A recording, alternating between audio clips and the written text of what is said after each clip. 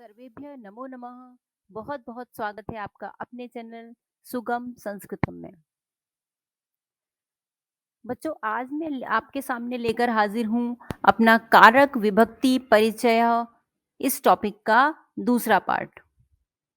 इससे पहले पहले पार्ट में हमने कारक किसे कहते हैं, विभक्ति किसे कहते हैं, उसके बारे में विस्तृत जानकारी प्राप्त की थी कि कारक का किस तरह से संस्कृत व्याकरण में बहुत ही महत्वपूर्ण स्थान होता है और उसका अर्थ क्या होता है, कारक आखिर हम किसको कहते हैं। और आज की इस वीडियो में हम समझेंगे, हम जानेंगे, सीखेंगे कि कारक के भेद जो होते हैं, जो कारक के 6 भेद हैं मुख्य रूप से,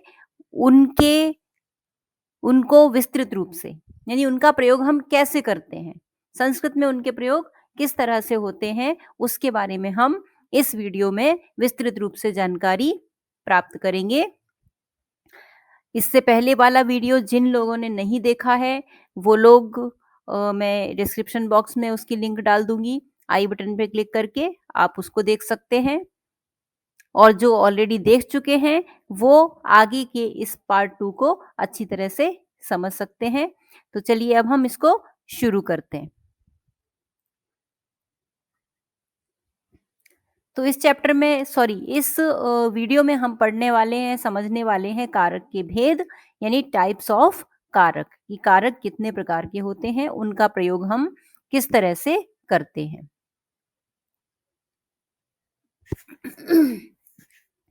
बच्चों, सबसे पहला कारक होता है कर्ता कारक, जिसका अगर हम उसको संस्कृत में कहें तो जिसको हम प्रथमा विभक्ति के अंतर्गत गिनते हैं, मानते हैं।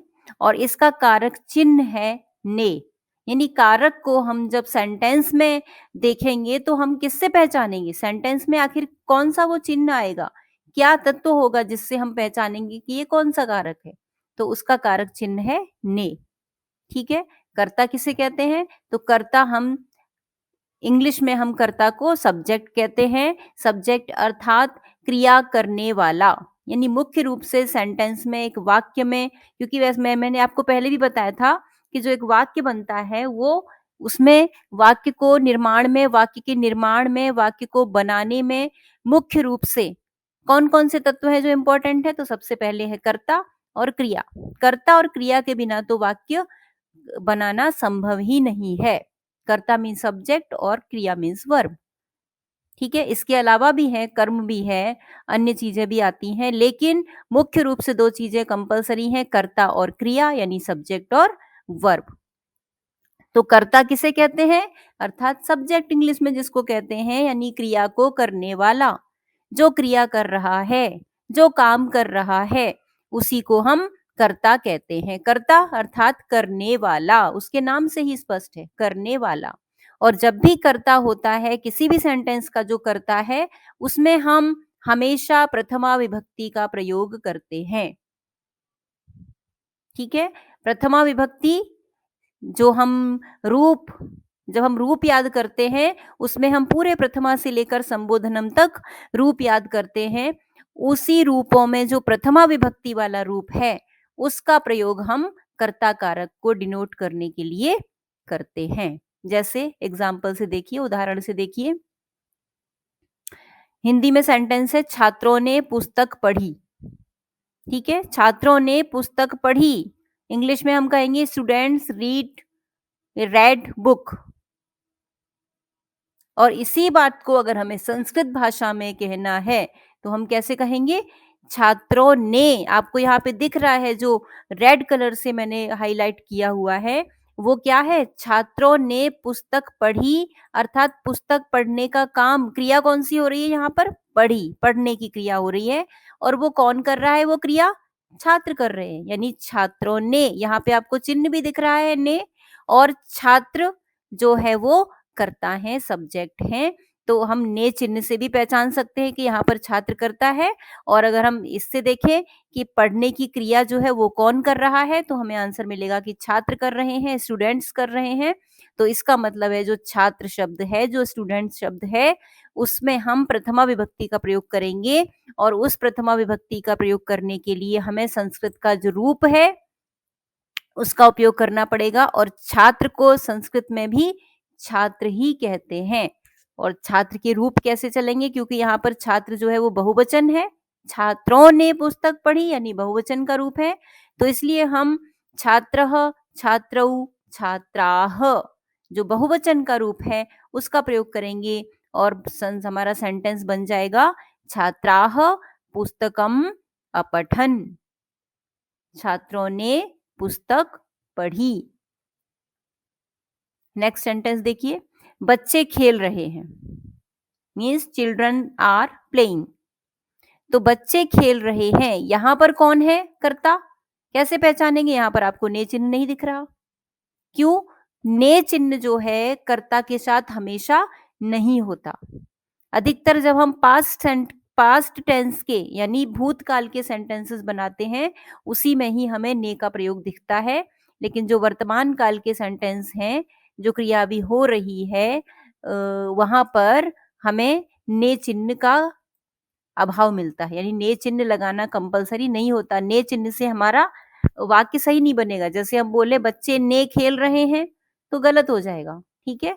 ने का प्रयोग हम हमेशा भूतकाल की क्रिया में ही करते हैं, भूतकाल में ही करते हैं, ठीक है। यहाँ पर क्योंकि वर्तमान काल की क्रिया है, बच्चे खेल रहे हैं यानी इस वक्त खेल रहे हैं, वर्तमान काल है, यहाँ पर हमें ने नहीं लगाना है। तो आपको इसका ध्यान रखना है, जो ने कारक चिन्ह है वो हमेशा नहीं आता है वाक्यों में। तो यहाँ पर हमारा है सेंटेंस बच्चे खेल रहे हैं, चिल्ड्रन आर प्लेइंग। तो हम यहाँ पर क्रिया से जानेंगे, यानी खेलने की क्रिया कौन कर रहा है, बच्चे। तो बच्चे जो है वो करता है यानी सब्जेक्ट है। अब इसको हम संस्कृत में कन्वर्ट करेंगे तो बालाह, बच्चे अर्थात, क्योंकि यहाँ भी बहुवचन रूप है, तो बालाह, बालह, बालऊ, बालाह। एक वचन में बालह होता है, द्विवचन में बालऊ होता है, बहुवचन में बालाह, ठीक है। और खेल रहे हैं तो क्रीडंती, खेलने को संस्कृत में क्रीड कहते हैं, बालाह क्रीडंती। और एक एग्जाम्पल देखिए, मैं विद्यालय जा रहा हूं, यहां पर कर्ता कौन है, यानी जाने की क्रिया कौन कर रहा है, मैं, ठीक है। यानी I am going to school, मैं विद्यालय जा रहा हूं, यहां पर भी ने का अभाव, यानी ने नहीं दिख रहा आपको कारक चिन्ह। तो जाने की क्रिया कौन करने वाला है, मैं करने वाला हूं, यानी मैं जो शब्द है वो यहाँ पर सब्जेक्ट है, करता है। और इसका जब हम संस्कृत में सेंटेंस बनाएंगे तो मैं को संस्कृत में कहते हैं अहम। तो हमारा सेंटेंस बन जाएगा अहम विद्यालयम गच्छामि, मैं विद्यालय जा रहा हूं। तो इस तरह से हमारा हुआ प्रथमा विभक्ति कर्ता कारक पूरा। उम्मीद है आपको समझ आ रहा होगा। नेक्स्ट है हमारा सेकंड नंबर कर्म कारक। कारक है कर्म, और कर्म को हम इंग्लिश में ऑब्जेक्ट कहते हैं। विभक्ति है द्वितीया, संस्कृत में द्वितीया विभक्ति कर्म कारक को डिनोट करती है, जिसका कारक चिन्ह है को, और इंग्लिश में अगर हम इसको माने तो टू, ठीक है। तो कर्म किसे कहते हैं, यानी क्रिया का प्रभाव जिस पर मुख्य रूप से पड़ता है, क्रिया का प्रभाव। एग्जाम्पल से देखिए, छात्रों ने पुस्तक पढ़ी, ये हमारा सेंटेंस है। तो क्रिया कौन सी हो रही है यहाँ पर, पढ़ने की, पढ़ी। अब उस पढ़ने का प्रभाव किस पर पड़ रहा है, यानी किसको पढ़ा जा रहा है, पुस्तक को, बुक को, ठीक है। पढ़ने का जो रीडिंग करने की जो क्रिया हो रही है उसका प्रभाव, उसका इफेक्ट किसके ऊपर हो रहा है, बुक के ऊपर। पुस्तक पढ़ी, छात्रों ने क्या पढ़ा, पुस्तक पढ़ी। तो पढ़ी जो है वो क्रिया है, करता है वो है यानी सब्जेक्ट जो है वो है छात्रों ने, और उसका प्रभाव किस पर पड़ रहा है, यानी किसको पढ़ा जा रहा है, किसको उठाया जा रहा है, किसको हम पेज पलट रहे हैं, वो किस पर हो रही है, ये सारे प्रभाव इफेक्ट किस पे हो रहा है, बुक पर। तो यहाँ पर जो पुस्तक है, जो बुक है, वो हमारी ऑब्जेक्ट है, वो हमारा ऑब्जेक्ट है यानी कर्म है, ठीक है। तो क्रिया का प्रभाव जिस पर मुख्य रूप से पड़ता है, अथवा इसी बात को हम ऐसे भी कह सकते हैं कि कर्ता प्रमुख रूप से जो काम करता है, जो कार्य करता है, ठीक है। यहाँ पर कर्ता क्या कर रहा है, यानी छात्र क्या कर रहे हैं, पुस्तक पढ़ रहे हैं, ठीक है। तो मुख्य रूप से जो काम कर रहा है, पुस्तक को पढ़ रहा है, वही हमारा कर्म है। तो यहाँ पर पुस्तक शब्द जो है वो कर्म है, यानी बुक जो है वो कर्म है, ऑब्जेक्ट है। और जब भी ऑब्जेक्ट होता है तो ऑब्जेक्ट में हमेशा द्वितीय विभक्ति का ही प्रयोग होता है। कर्म में या ऑब्जेक्ट में हमेशा संस्कृत में हम उसको द्वितीय विभक्ति का प्रयोग करते हैं वहां पर। और हमारा सेंटेंस है, छात्रों ने पुस्तक पढ़ी, इंग्लिश में स्टूडेंट्स रीड या रेड बुक्स। और संस्कृत में इसको जब हम कन्वर्ट करेंगे तो छात्रों ने, अगेन क्योंकि बहुवचन है तो छात्राः पुस्तक पुस्तकम पढ़ी, अपठन। यहाँ पर मैंने ये गलती से अपठत लिख दिया है, ठीक है, अपठन होना चाहिए यहाँ पे। तो इसको आप देख लीजिए, अपठन होगा। छात्राः क्योंकि बहुवचन है इसलिए अपठन होगा। छात्राः पुस्तकम अपठन। आगे देखिए, मैं विद्यालय जा रहा हूं। नेक्स्ट सेंटेंस है, मैं विद्यालय जा रहा हूं। तो मैं यानी अहम, विद्यालय स्कूल, जा रहा हूं गोइंग, यानी I am going to school. अब यहां पर जाने की क्रिया करने वाला कौन है? कर्ता। लेकिन हम यहाँ पे कर्म पढ़ रहे हैं तो हम इसमें कर्म पर ध्यान देंगे कि हमने क्या देखा कि क्रिया का प्रभाव जिस पर पड़ता है, यानी क्रिया कौन सी हो रही है? जाने की क्रिया। और जब हम चलते जा रहे हैं तो कहाँ पहुंचेंगे? विद्यालय। तो विद्यालय शब्द जो है वो यहाँ पर कर्म है। मुख्य रूप से हम विद्यालय जाने का काम कर रहे हैं। तो ये जो विद्यालय शब्द है वो कर्म है, ऑब्जेक्ट है। तो इसलिए ऑब्जेक्ट में, संस्कृत में ऑब्जेक्ट में या कर्म में हमेशा द्वितीय विभक्ति का ही प्रयोग होता है। इसलिए हम यहाँ पर जब संस्कृत बनाएंगे तो लिखेंगे अहम विद्यालयम गच्छामि। अहम माने मैं, विद्यालय विद्यालयम, द्वितीय का रूप बनता है विद्यालयम, रामम, गृहम, देवम। ठीक है, तो इसलिए विद्यालयम जाता हूं या जा रहा हूं, गच्छामि।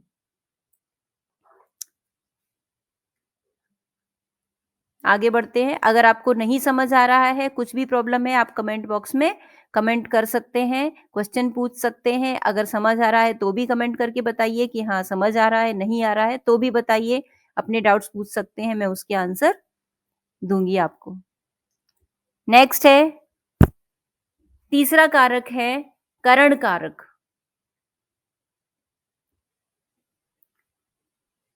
करण कारक विभक्ति है तृतीया।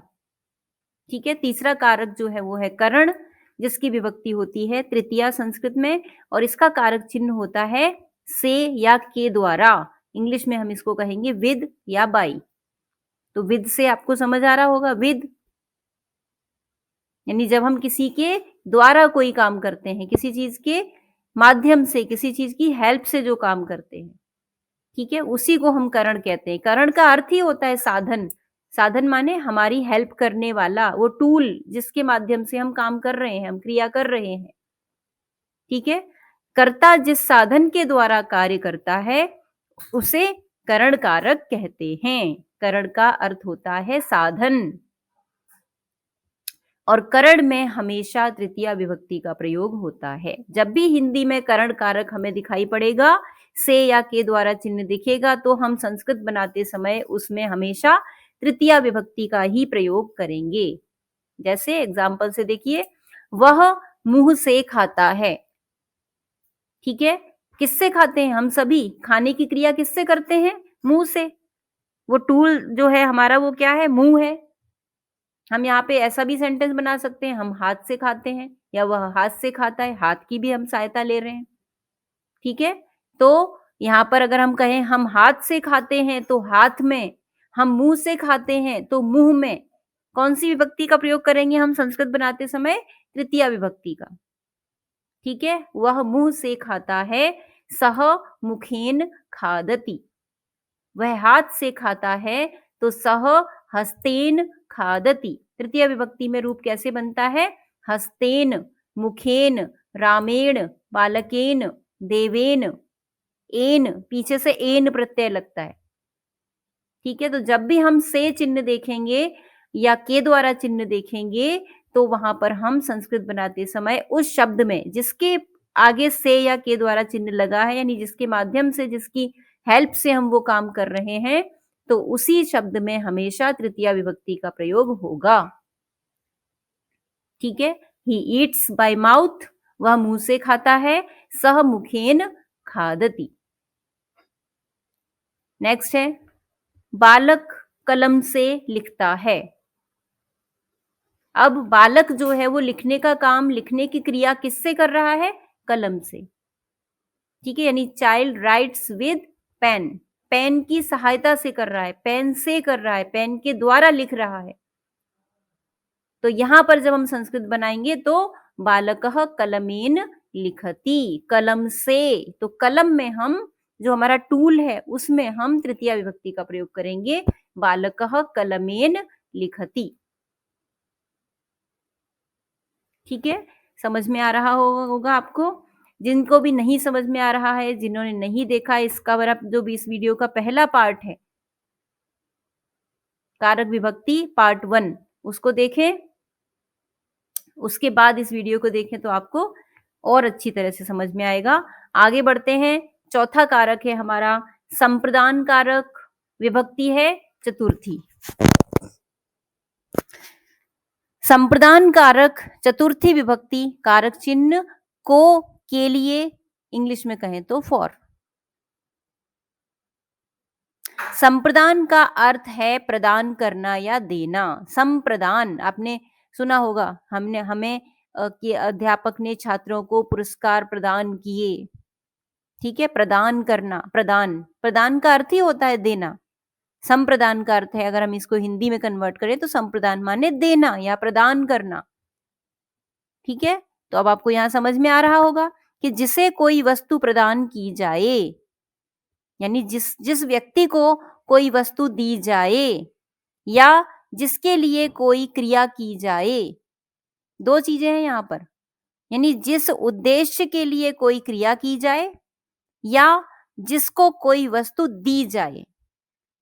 ठीक है, तो वहां पर संप्रदान कारक अर्थात चतुर्थी विभक्ति का प्रयोग होता है। विभक्ति नंबर 4, चतुर्थी विभक्ति संप्रदान कारक। ठीक है, एग्जाम्पल से देखिए, जैसे राजा भिखारी को दान देता है। राजा भिखारी को दान देता है, यहां पर कारक चिन्ह आया है को, यानी भिखारी के लिए दान दे रहा है ना, भिखारी, भिखारी को।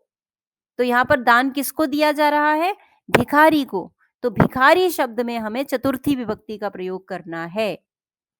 हाँ, बहुत ही इंपॉर्टेंट चीज कि आपको इसके लिए, यानी कौन सी विभक्ति में किस तरह से रूप होता है, उसके लिए आपको सबसे पहले रूप याद करना बहुत जरूरी है। जिसको रूप नहीं याद होंगे उनको थोड़ा सा मुश्किल आएगा इन सेंटेंस को समझने में और इनको संस्कृत में कन्वर्ट करने में। ठीक है, मैंने आपके लिए आकारांत पुल्लिंग शब्द की और आकारांत स्त्रीलिंग शब्द की और नपुंसकलिंग, सर्वनाम शब्द, सभी के जो है शॉर्ट्स बना रखे हैं। आसान तरीके से, संगीतमय तरीके से आप खेल खेल में किस तरह से रूप याद कर सकते हैं, आप उन शॉर्ट्स को देखिए और रूप याद करिए। ठीक है, एक बार आपको रूप याद कर लेंगे तो आपको ये करना और भी आसान हो जाएगा, क्योंकि चतुर्थी में, प्रथमा में, द्वितीया में, तृतीया में किस तरह से रूप होते हैं वो तो आपको लर्न ही करना पड़ेगा। तो यहाँ पर राजा भिखारी को दान देता है, तो भिखारी को संस्कृत में हम भिक्षुक कहते हैं। और संस्कृत में चतुर्थी विभक्ति में अकारांत का जो पुल्लिंग शब्द है भिक्षुक शब्द का, वो बनेगा भिक्षुकाय। अगर जिसने राम के रूप, देव के रूप, बालक के रूप, यानी अकारांत पुल्लिंग शब्द रूप याद कर रखे हैं उनको पता होगा, बालक का बालकाय, रामाय, देवाय, इस तरह से रूप बनता है।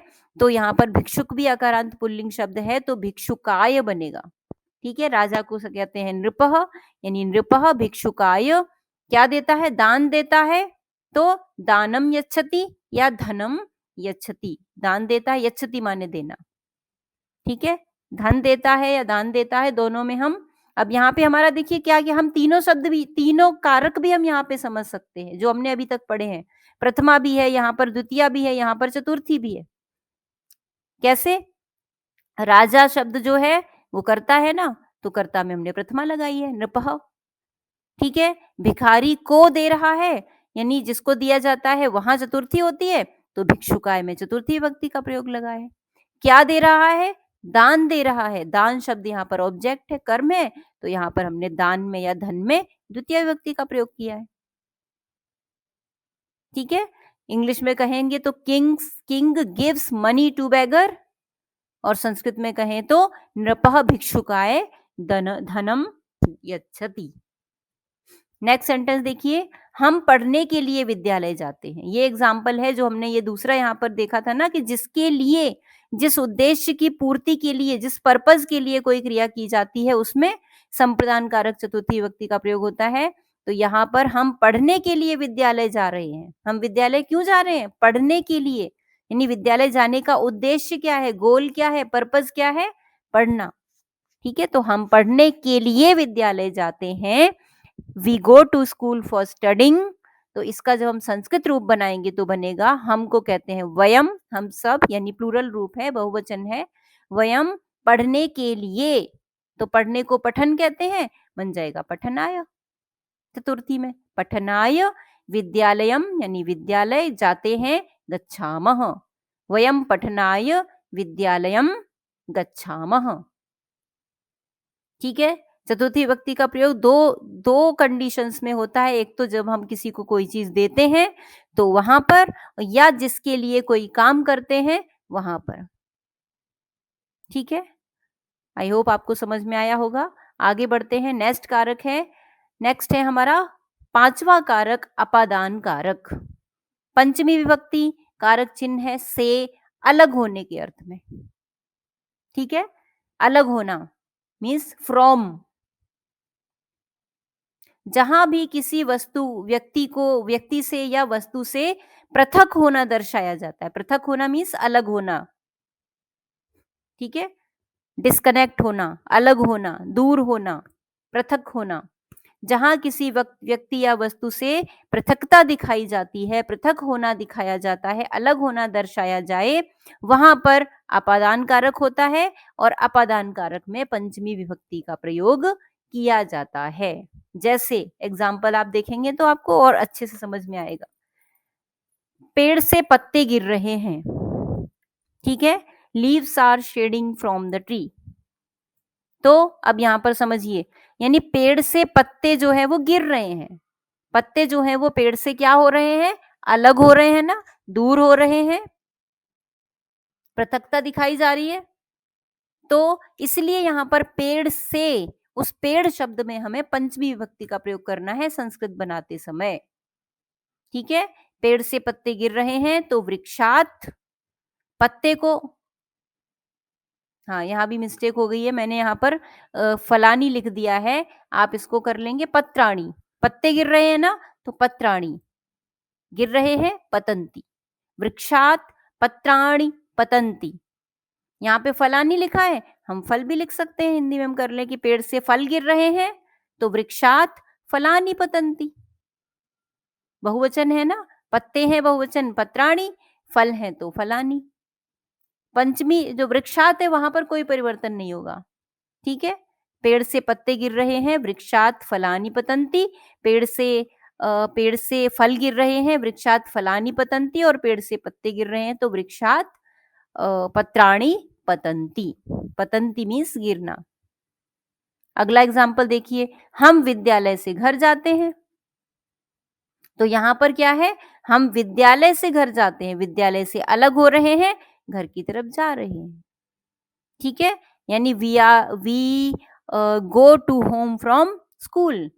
तो हमको संस्कृत में कहेंगे वयम, विद्यालय से, तो विद्यालय से अलग हो रहे हैं इसलिए विद्यालय में पंचमी विभक्ति का प्रयोग हो गया, विद्यालयात।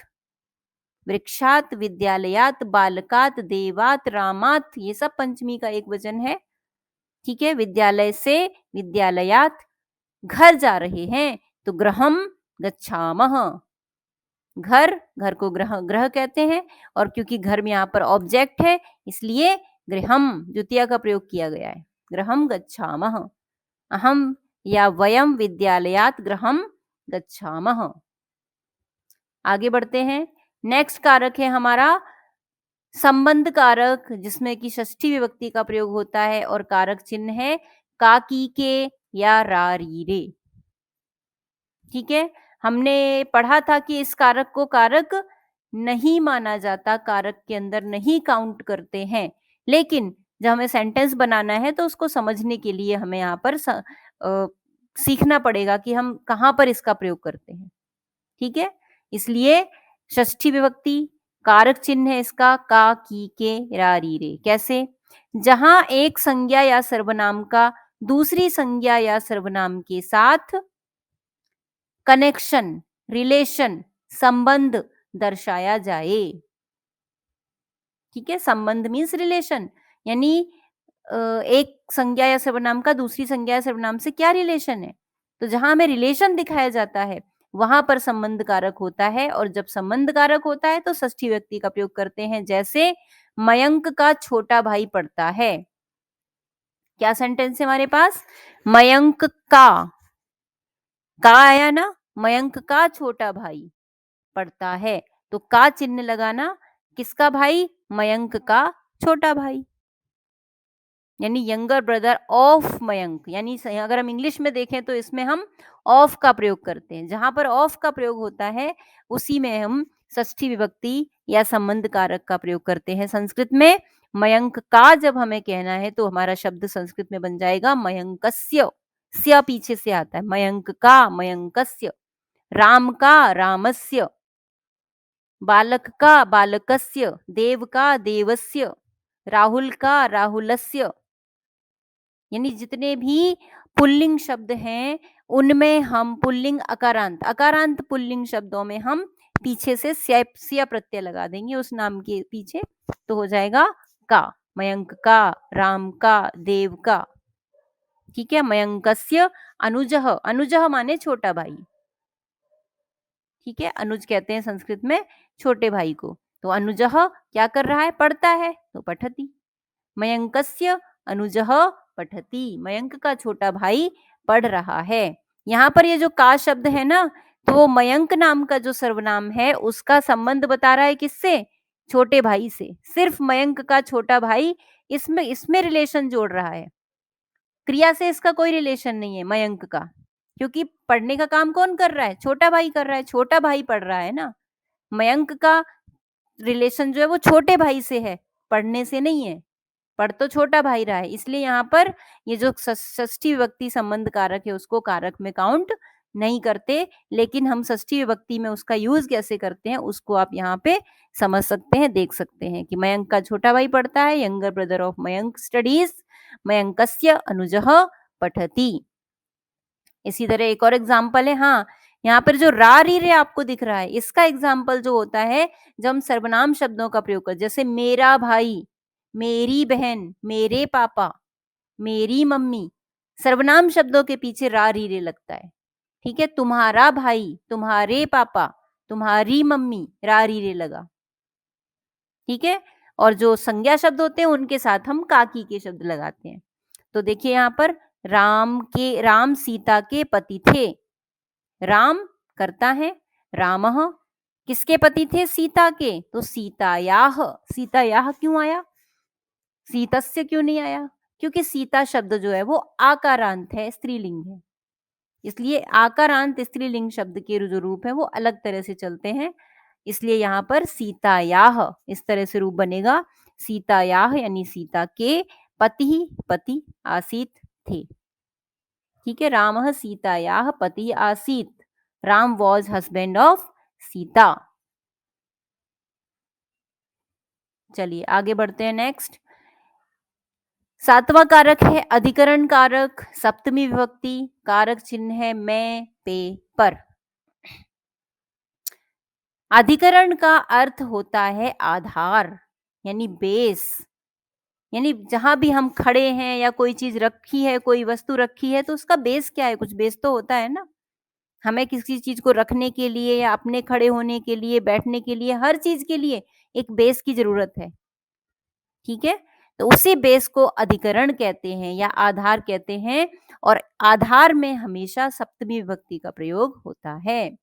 जिस स्थान पर कोई वस्तु रखी जाती है, उस स्थान को ही आधार कहते हैं और उसी आधार में या उसी स्थान में हम सप्तमी विभक्ति अधिकरण कारक का प्रयोग करते हैं। जैसे हमारा सेंटेंस है, पेड़ पर पक्षी बैठे हैं, birds are sitting on the tree. कहाँ बैठे हैं पक्षी? पेड़ पर, यानी इसके चिन्ह है ना, मैं, पे, पर। आधार में हमेशा यही 3 चिन्ह लगते हैं, मैं लगेगा या पे या पर। तो यहाँ पर इंग्लिश में ऑन या इन दोनों आते हैं इंग्लिश में। तो birds are sitting on the tree, पेड़ पर। तो पेड़ शब्द में हम सप्तमी विभक्ति का प्रयोग करेंगे, जो कि संस्कृत में बनता है, वृक्ष कहते हैं संस्कृत में पेड़ को, और रूप बनेगा वृक्षे। लाइक अकार अंत पुल्लिंग, रामे, देवे, बालके, वृक्षे। तो पेड़ पर, वृक्षे, खगाह, पक्षी को कहते हैं खग, पक्षी बैठे हैं, बहुवचन है ना, इसलिए खगाह बैठे हैं, तिष्ठन्ति। अच्छा, यहाँ पे आपको दिख रहा होगा मैंने 2-2 सेंटेंस लिखे हुए हैं, यानी खगाह वृक्षे तिष्ठन्ति भी लिखा हुआ है। तो संस्कृत में ऐसा कोई रूल नहीं है कि सबसे पहले कर्ता लिखना है, फिर क्रिया लिखना है, फिर कर्म लिखना है, ऐसा नहीं है इंग्लिश की तरह से। हम किसी भी शब्द को कहीं भी लिख सकते हैं। हम इसको ऐसे भी कह सकते हैं, वृक्षे खगाह तिष्ठन्ति। हम इसको ऐसे भी लिखेंगे, खगाह वृक्षे तिष्ठन्ति। हम इसको ऐसे भी कह सकते हैं, तिष्ठन्ति खगाह वृक्षे। हम इसको ऐसे भी कह सकते हैं, तिष्ठन्ति वृक्षे खगाह। हमारा सेंटेंस हमेशा सही होगा, हम इसको कैसे भी लिखें। कर्ता को आगे पीछे बीच में कहीं भी लिख सकते हैं, क्रिया को भी आगे पीछे बीच में कहीं भी लिख सकते हैं, सेंटेंस कभी भी गलत नहीं होगा। यही संस्कृत की खास विशेषता है। ठीक है, इसीलिए मैंने दोनों तरह से यहाँ पे लिख दिया है। नेक्स्ट है, तालाब में मछलियां हैं। तो अब मछलियों का आधार क्या है? मछलियां कहाँ हैं, किस किस प्लेस में है? तालाब में। ठीक है, मैं चिन्ह का प्रयोग हुआ यहाँ पर। तो मीनाः सरोवरे सन्ति। मीनाः माने मछलियां, सरोवरे तालाब में, सन्ति माने हैं। इसको हम ऐसे भी कह सकते हैं, सरोवरे मीनाः सन्ति, यानी तालाब में मछलियां हैं। आगे बढ़ते हैं। नेक्स्ट है हमारा 8वां कारक संबोधन विभक्ति है। संबोधन, इसकी विभक्ति भी सेम ही होती है, 8वीं विभक्ति नहीं होती। ठीक है, तो कारक 8वां हिंदी में है संबोधन कारक, विभक्ति भी संबोधनम है। इसका कारक चिन्ह होता है हे, भो, अरे। संबोधन का अर्थ होता है पुकारना या किसी को बुलाना, यानी टू कॉल। और जब भी हम किसी को बुलाते हैं, किसी को एड्रेस करते हैं, किसी को संबोधित करते हैं, वहां पर हम संबोधन कारक या सप्तमी विभक्ति का प्रयोग करते हैं। इसका चिन्ह होता है हे, भो, अरे। और इसके बाद हे, भो, अरे या जिसको संबोधित कर रहे हैं उसको लिखने के बाद हम हमेशा संबोधन वाचक चिन्ह लगाते हैं, जो आपको दिख रहा है, एक विराम और नीचे उसके बिंदु। ये संबोधन वाचक चिन्ह है, इसका प्रयोग हम हमेशा करते हैं। जैसे हे विद्यार्थी यहाँ आओ। इंग्लिश में स्टूडेंट्स कम हियर। संस्कृत में कैसे कहेंगे? हे छात्र, हे छात्रः अत्र आगच्छ। हे विद्यार्थी यहाँ आओ। हे छात्रः अत्र आगच्छ, स्टूडेंट्स कम हियर। यहाँ पर हम विद्यार्थी को संबोधित कर रहे हैं, छात्र को संबोधित कर रहे हैं, तो उसी में हम संबोधन वाचक चिन्ह लगाएंगे और संबोधन कारक का प्रयोग करेंगे, जिसका रूप प्रथमा की तरह ही होता है, हे छात्रः। जो हमने फर्स्ट में पढ़ा था छात्रः, यानी प्रथमा विभक्ति में जैसा रूप होता है वैसा ही संबोधन में होता है। हे छात्रः अत्र आगच्छ, ऐसे रूप बनेगा संस्कृत में। नेक्स्ट है, हे बच्चों तुम सब कहाँ जा रहे हो। अगर ऐसे हमें बोलना है तो हे बालकाः, यूयम माने तुम सब, कुत्र माने कहाँ, जा रहे हो, गच्छथ तुम सब कहाँ जा रहे हो। हे बालकाः, किसको पुकार रहे हैं, किससे पूछ रहे हैं, किसको एड्रेस कर रहे हैं? बच्चों को। तो हे बालकाः यूयम, तुम सब कुत्र कहाँ, गच्छथ जा रहे हो। इंग्लिश में कहें तो children where are you going. ठीक है, तो इस तरह से ये हमारा लास्ट कारक था, संबोधन कारक। ये हमारे कारक जो है वो पूरे हो गए।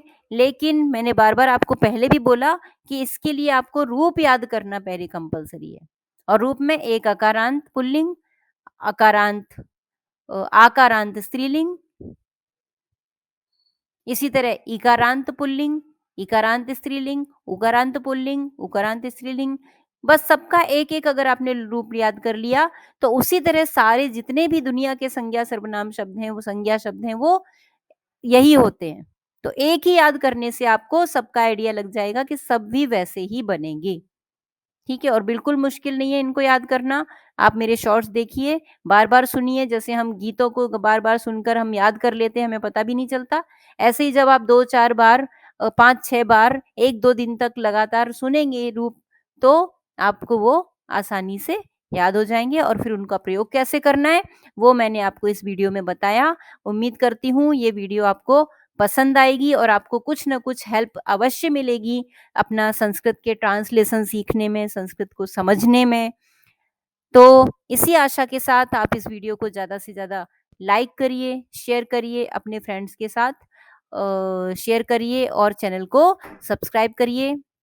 फिर मिलूँगी आपसे दूसरे किसी वीडियो में ऐसे ही एक नए व्याकरण के टॉपिक के साथ।